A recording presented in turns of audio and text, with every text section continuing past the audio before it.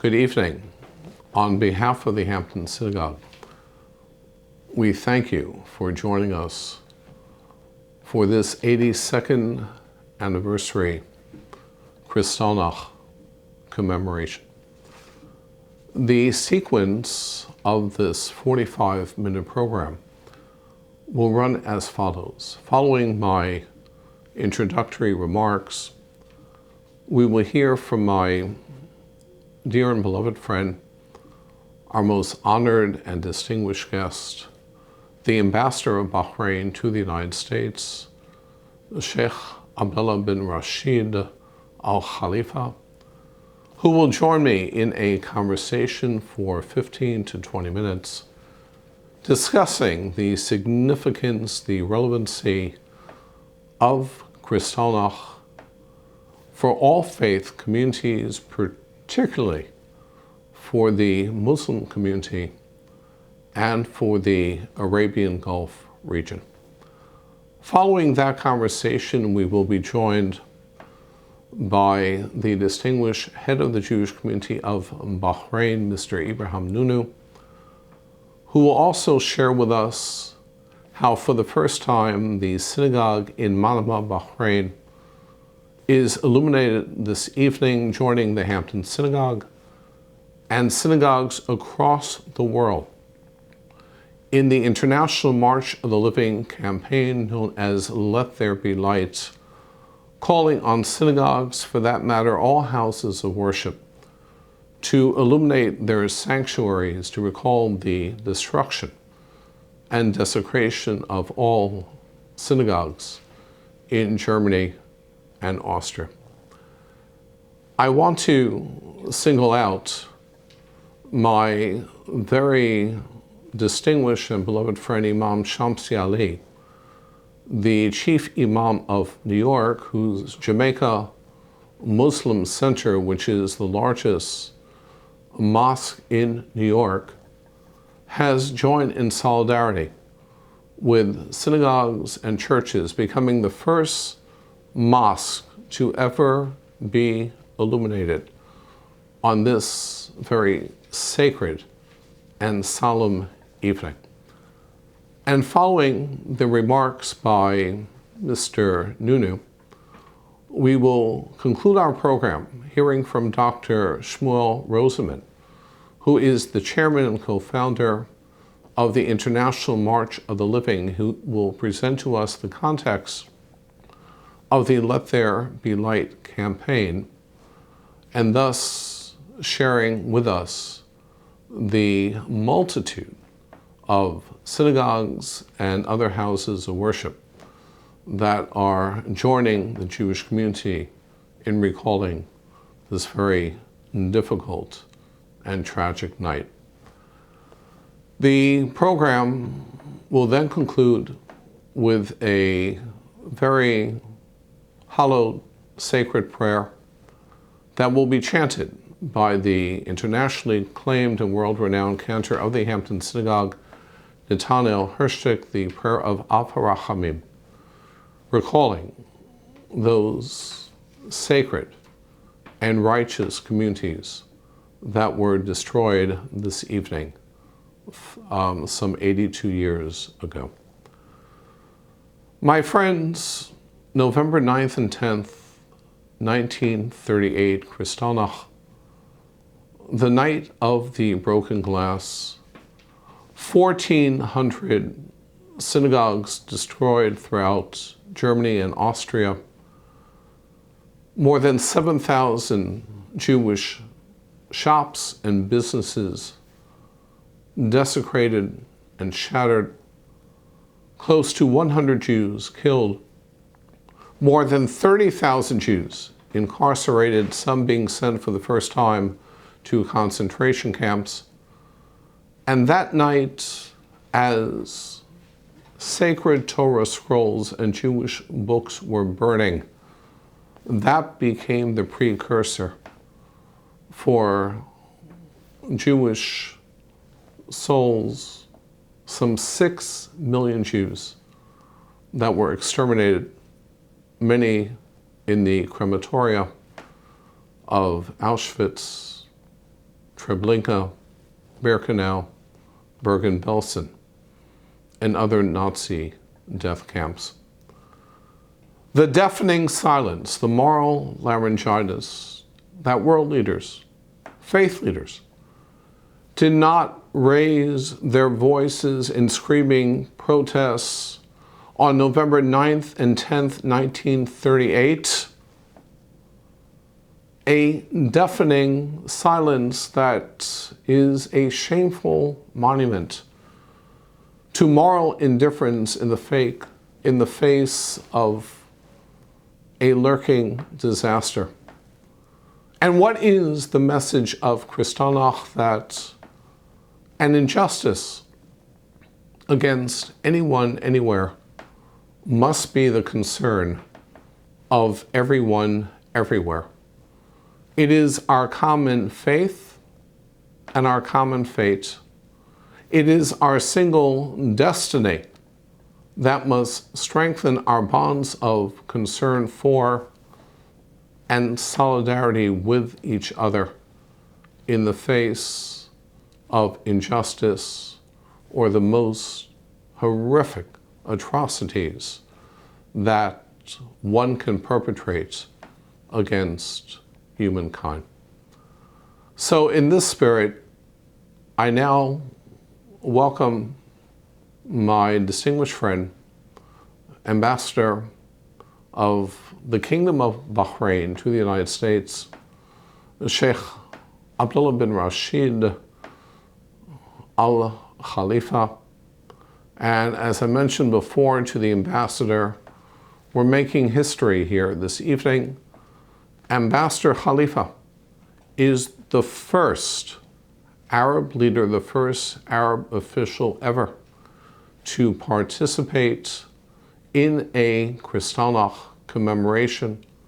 Truly the spirit of common faith and common fates. And I say to the ambassador, good evening, Your Excellency, and thank you for joining us at our commemoration this evening. Well, good evening, Rabbi Schneier, my friend Marc. Thank you for giving me this opportunity to address your congregation tonight. It's a debt that I owed you a very long time, although I have to say that never had I imagined it to be this way or in this form. And so my promise still stands to visit you and to do it in person once life goes back to normal sooner rather than later. This is my first address to any congregation. And so it is an important evening that I share with you tonight. Hundreds of synagogues, along with thousands of homes and stores, were destroyed during Kristallnacht. Many of the Jewish faith were killed, and tens of thousands of men were deported during a nationwide program that began exactly 82 years ago. These horrific events should have been a red flag for the international community, since they were the prelude to the horrors of the Holocaust. A very, very sad chapter of our human history. In my opinion, it is extremely important for us to pay tribute to these victims and remember Kristallnacht.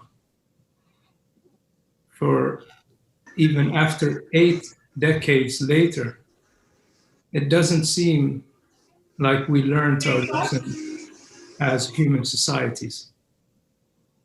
And many argue that anti-Semitism is unfortunately on the rise.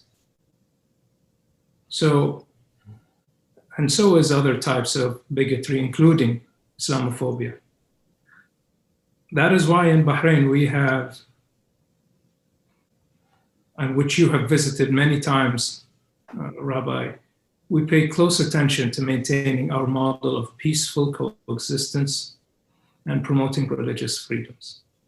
And so thank you so much for having me today and discussing some of the important issues that we all face together.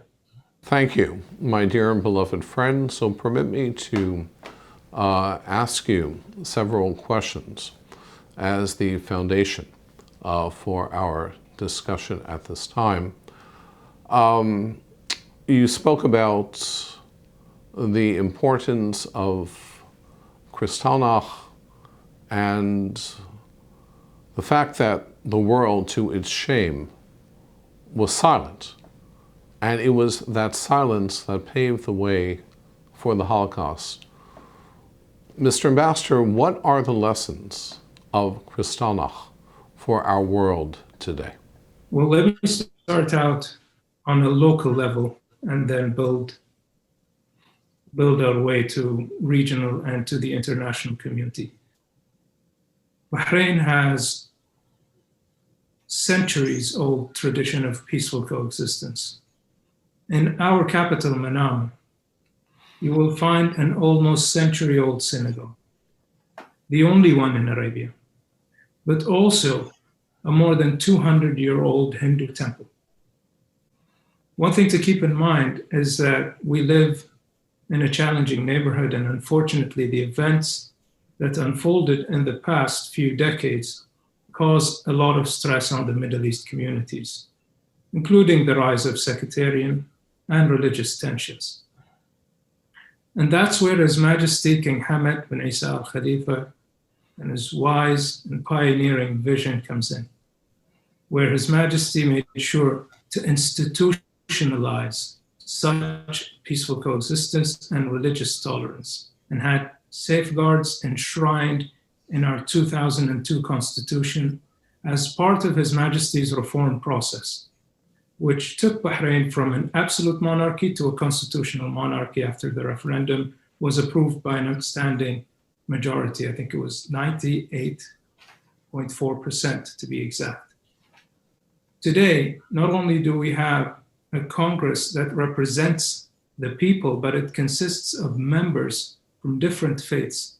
Jewish, Christian are only but two examples.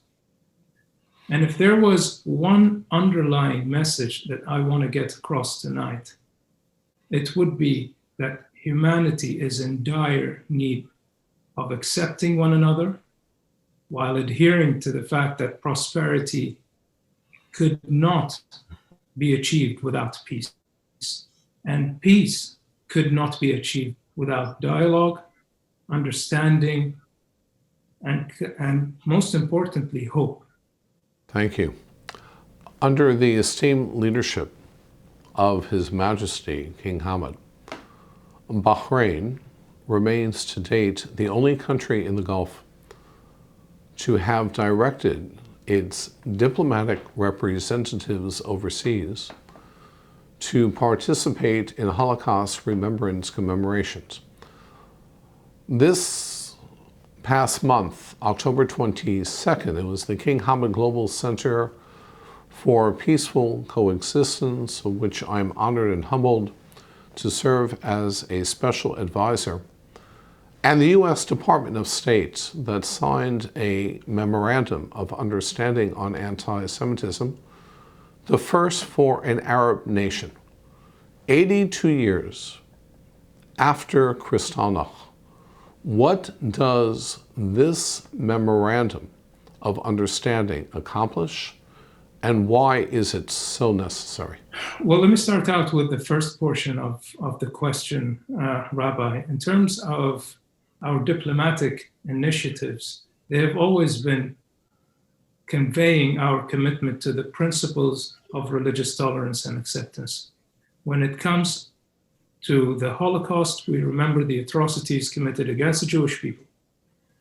It is an indisputable, sad, and horrific incident of history that we believe must be remembered so that such crimes against humanity are not repeated. On a lighter note, though, religious festivities have always been respected and celebrated in Bahrain.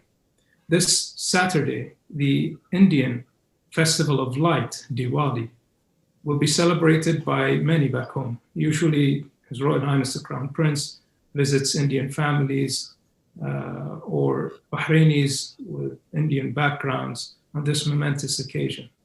But the bottom line is that Bahrain will always stand on the side of humanity and fight against racism, intolerance, and extremism. Now, going to the MOU that was signed, it was actually signed here in Washington by the US Special Envoy for Monitoring and Combating Anti-Semitism and the chairman of the Board of Trustees of the King Hamad Global Center for Peaceful Coexistence. This MOU is very significant because it's the first of its kind with an Arab country, and where the definition of anti-Semitism adopted by the International Holocaust Remembrance Alliance is employed. The MOU states that the spirit of this cooperation is intended to be guided by the principles of the Kingdom of Bahrain Declaration of July 3rd, 2017. So if you will allow me very quickly to go back in time and give some context, because this is very important for us. The Bahrain Declaration of 2017 is a document that echoes the sentiments of His Majesty the King and is designed to promote religious freedom and peaceful coexistence on a global stage. It was created in consultation with leaders of many of the world's religions, and it argues people, or it urges people of all faiths to reject the sentiments of terrorism, intolerance, and hate, and pledges to replace them with mutual respect, understanding, and love. If you allow me just to read Yes. a quick quote out of the declaration. It says, and I quote, "We people who use religion,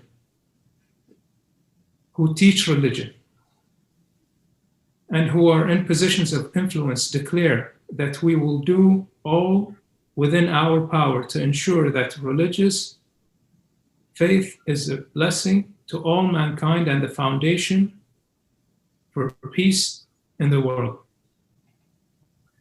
In our region today, I think it is essential to use one of the most important tools that we have, which is education, in order to combat extremism, violence, and hate. One of the examples that Bahrain has undergone today, and we will be announcing in late January, since we're wrapping up things with the entity here in Washington, is the use of education to make sure that these policies are pushed throughout the country. Thank you. I've often said this in my many, many visits to Bahrain, that Bahrain, unlike other Arab states, does not need to declare a year or a decade of tolerance. Bahrain's commitment to interreligious and intercultural dialogue and coexistence has been at the very root. It's part of your social fabric. And my question to you is, in what way does Bahrain maintain that distinctive role, particularly in the Arab Gulf? I think that, like I clearly stated, religious tolerance and acceptance is part of who we are as a people. Bahrain is a country that houses people of different faiths, different beliefs, different religions. We have to work with one another to move the country forward. And so it has always been part of His Majesty's vision of peace in Bahrain that could be echoed through the region. Now, there has been a commitment to peace from the defense side that Bahrain has always been committed to. We house the US Navy's Fifth Fleet. We have been in every major US-led operation in the region. We were the first country to be part of the coalition of countries that were against Daesh for 54 days, and then there were other countries that joined. And so that component has always been an important one. But then, on the other side, you have this drive from His Majesty to promote peaceful coexistence within the communities. Bahrain, with the formation of the King Hamad Global Center for Peaceful Coexistence, has hosted so many roundtables and so many events where we had religious leaders participating. One of them being the chief rabbi from Jerusalem, seated right next to the chairman of the board of trustees, where, Rabbi, you were also there. You also visited the synagogue, but I'm sure my friend Ebrahim Nonoo is going to touch upon it in tonight's event. But also we have NGOs that have always organized trips for religious figures outside of Bahrain to visit religious sites. And then we have the hosting of conferences that are so essential for the Middle East today. One of them being the Peace to Prosperity workshop, which was very important for the region. And we are hopeful to see more movement on the economic front. But it definitely was one of the events that led to the announcement of diplomatic relations with the State of Israel in September. I was honored to participate at that conference a year ago in Manama, and there's no question that it was Bahrain that led the way. It was Bahrain that was at the vanguard, that was very much a catalyst for creating this new Middle East and the Abraham Accords. And speaking of the Abraham Accords, I'll conclude this part of our discussion with this question, that how do you think the newly formed relationship between the Kingdom of Bahrain and the State of Israel will advance the relevance of Kristallnacht after the Holocaust for the prevention of genocide and mass atrocities? How do you think it will impact on other Arab states and on the Muslim world in general in terms of strengthening relations between the Muslim and Jewish communities, and by normalizing ties with Israel? Mr. Ambassador, how do you envision this new Middle East in 5 years? Well, first of all, I think that for us in Bahrain, like I said, we have always made sure that people can live with one another. People can live closely with one another, no matter what background or what their faith is. And that led us to the belief that dialogue is very important. And with the announcement of the Accords, it is truly a historic moment, not only for us, but for the region as a whole. It required a bold move by leaders in the region, and the decision was made. Now, the signing of the Abraham's Accords is basically not to isolate a particular nation or to counter it. It is a deal that brings nations together, which face the same issues and challenges and share mutual interests together to achieve a common goal. And so what we will be witnessing in the next couple of, I would say, days is a warm peace between the peoples of Bahrain and the peoples of Israel. That has created a shift in mindset in the region. It has created hope for many people within the region that there is a way forward.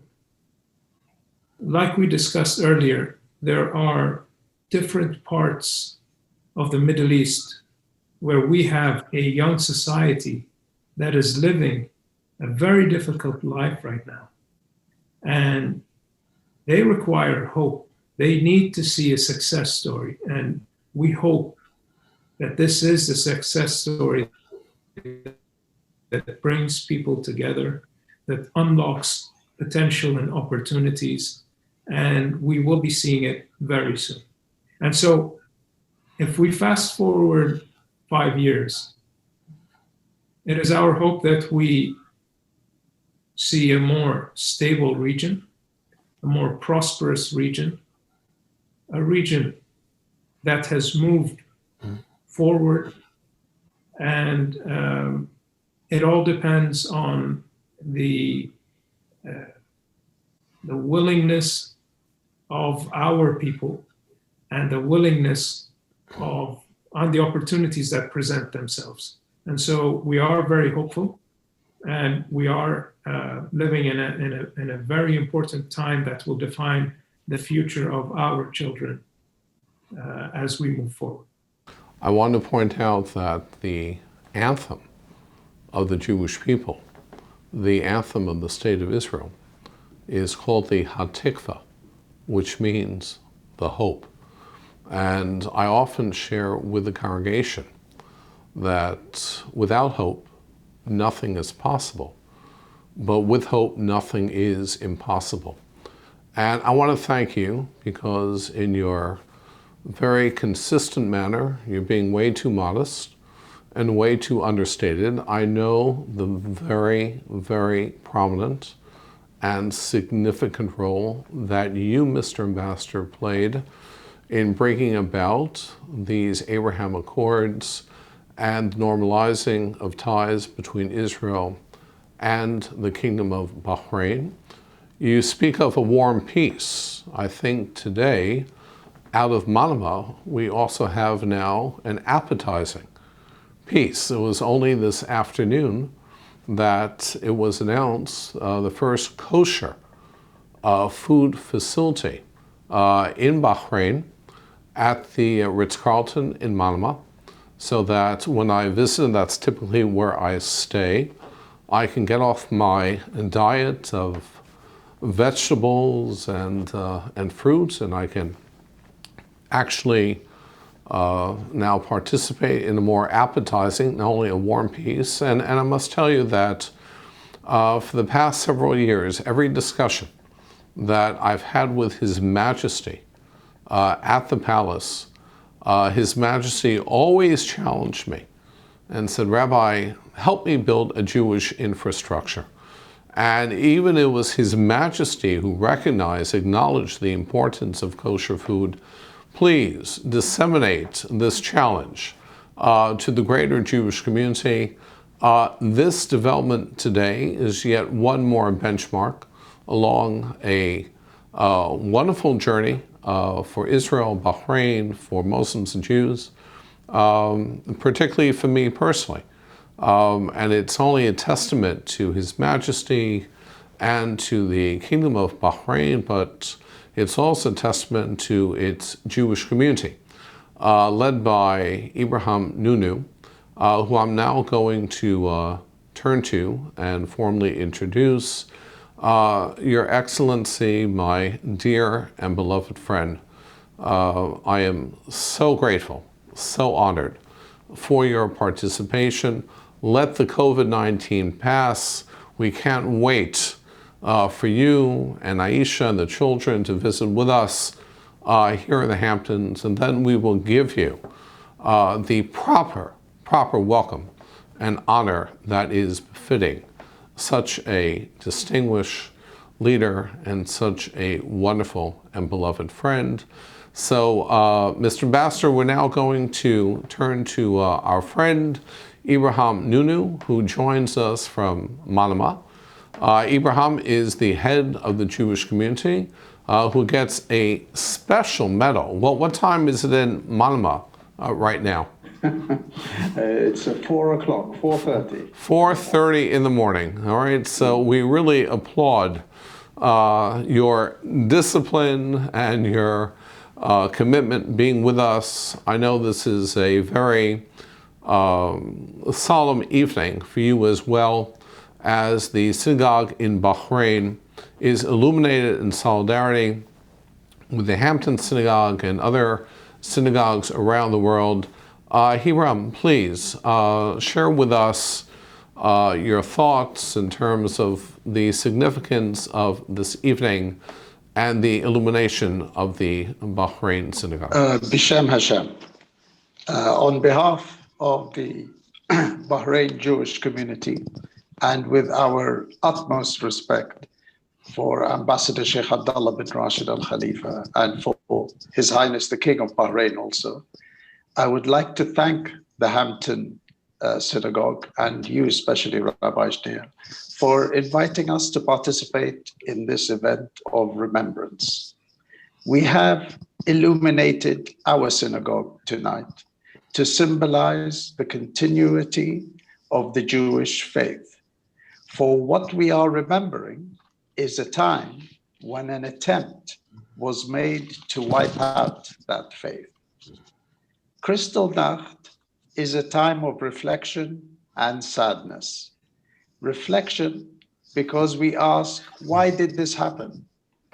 And sadness because we feel let down. Well, how many times have we let the Lord down?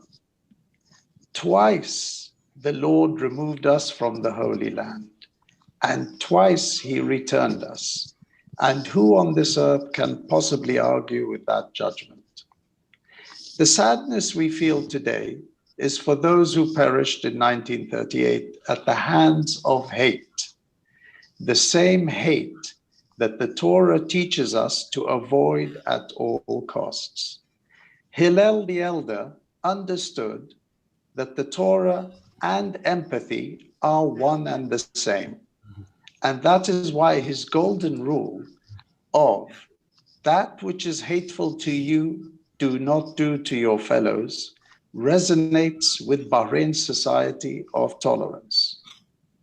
The Lord provided us with 10 timeless, simple commands to follow, and fine-tuned our mental abilities to be able to make the righteous choices.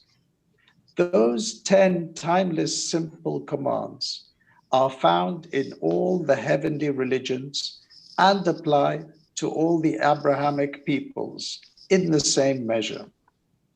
For all those good fellows who perished in Europe under the evil grasp of intolerance, I will say that the soldiers of Hashem are never in any danger, neither in life nor in that which follows. Thank you. Thank you, Ebrahim. Question for you. Your family has been in the Kingdom of Bahrain for now more than a century. You served in the upper parliament, in the Shura Council of Bahrain, representing the Jewish community. The ambassador and I just spoke about the Abraham Accords. What is the impact that the Abraham Accords have made on the Jewish community in Bahrain? The Jewish community has always been very well integrated in the Bahrain community. And for us, seeing this step is one more step in the direction of further integration. And we feel that we're absolutely honored to be part of this dream.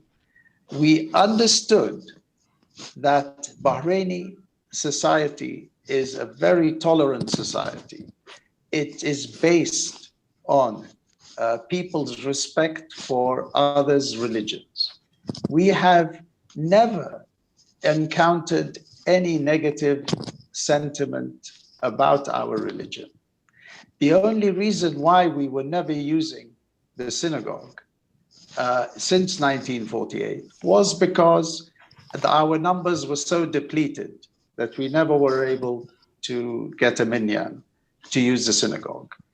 And now that will be changed, because hopefully with the visitors that will be coming from Israel, we will be able to use the synagogue fully, and we'll be able to bring the Torah to the synagogue as soon as the renovations are made. And Ebrahim, don't forget about the number of visitors that will be coming from the American Jewish community. We're going to have a healthy competition. The American Jewish community and the State of Israel, who could bring more visitors and more guests to see the magnificent Kingdom of Bahrain and its historic community. And you mentioned about the refurbishing of the synagogue. What a significant point to share with us this evening when we recall the destruction of so many synagogues throughout Germany and Austria, and we're celebrating the reconstruction, the refurbishing of the great synagogue in Manama, Bahrain. Ebrahim, one final question for you, very similar to the question that I posed to the ambassador. What is your hope for what the Jewish community in Bahrain will look like in 5 years? Very much that it is expanded, very much that we have Jewish children, Jewish Bahraini children available, and very much that we are able to pray properly, that we can be taught how to pray in the correct way. Most of the community are outside that that ability, because they, the ones who were educated abroad, kind of like lost their ability to go to the synagogues on a regular basis. So what we need to do is get the community back to being able to pray properly, to read the language of Hebrew properly. And that is more important for us. Ebrahim, I am confident that with your esteemed leadership and with the great and abiding support of His Majesty, that your dream will be a reality, not in 5 years, but in 2 or 3 years. And thank you so much for honoring us with your participation and presence at our Kristallnacht Commemoration this evening. And finally, my friends, our concluding speaker, and we are so honored to have the chairman of the March of the Living, the International March of the Living, which is facilitating this global campaign and response known as Let There Be Light, who joins us from the Holy City of Jerusalem, Dr. Shmuel Rosenman, who has really been in the forefront for so many years, dedicating his time, energy, and resources to Holocaust remembrance. Dr. Rosenman, thank you. Thank you for joining us. And please, the Zoom floor is yours. Good evening, Rabbi. Good evening, all of you. I'm glad to be here. Kristallnacht was the first inkling, the first major clue of the devastating and unprecedented genocide against Jews that was to follow in the coming years. And yet, the world was silent. Rabbi, you mentioned in the beginning of your words. Tonight, however, the world is no longer silent. In stark contrast, the evil of Nazis and the darkness that the Kristallnacht symbolized to the world, houses, or I would say hundreds of houses of worship of every denomination around the globe are lighting up their institution in recognition that the fateful evening that the result of this silence. March of the Living welcomes all who are joining in our effort to unite as agents of tolerance and peaceful coexistence. We are especially proud to welcome the Jamaica Museum Center in New York, the largest mosque in New York, and the house of worship, the synagogue in Bahrain, as a committed partners for enlightened understanding. Together we say, let there be light. I would say the ambassador mentioned many times the word of education. March of the Living dealing with education. The best vaccine against anti-Semitism, racism, hate, is education. Unfortunately, many leaders of the world did not take action yet in enough way, or I would say with the right way, to put into the educational system, number one, the memory of Shoah and the lesson of the Shoah. And always we're trying, this is the role of March of the Living, to take the torch of memory, to give it to the next generation, and to try to push the world into the program of education against everything that the world would not like to see again. Thank you, Dr. Rosenman, for those very challenging and very meaningful words. Again, I want to thank our participants, Ambassador Khalifa. I'd like to thank Ebrahim Nonoo, Dr. Shmuel Rosenman, for what was a very, very meaningful and a very significant conversation from the Hampton Synagogue this evening.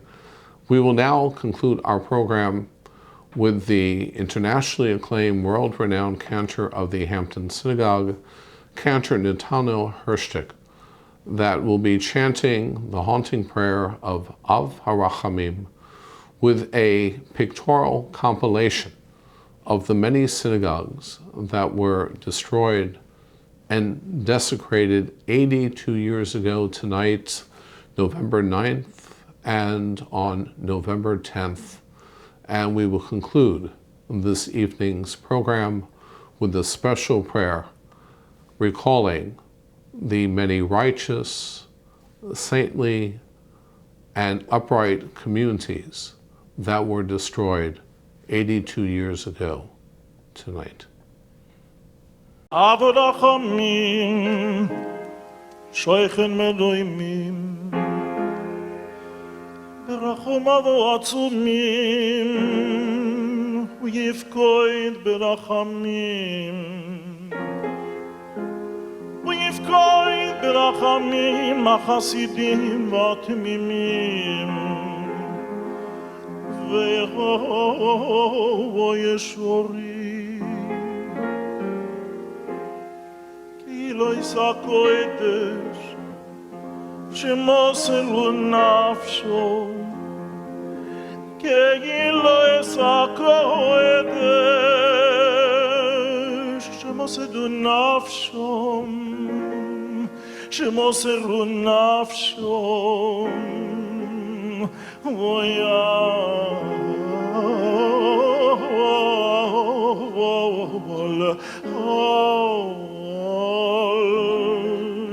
Kedushas Hashem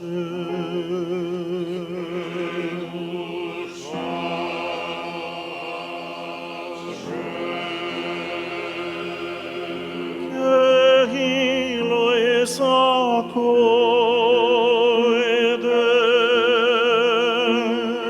shemosru nafshom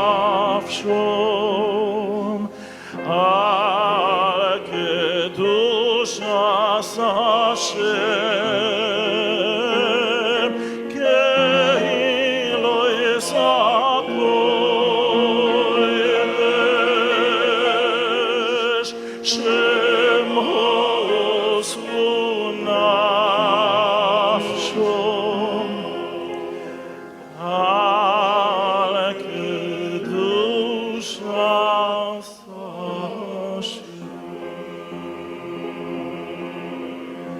Hanehovim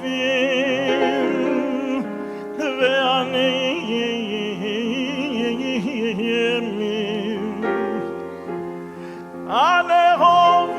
נעימים בחייהם, בחייהם ומועסון אלוהי נפרדו, בחייהם ובמועסון אלוהי נפרדו.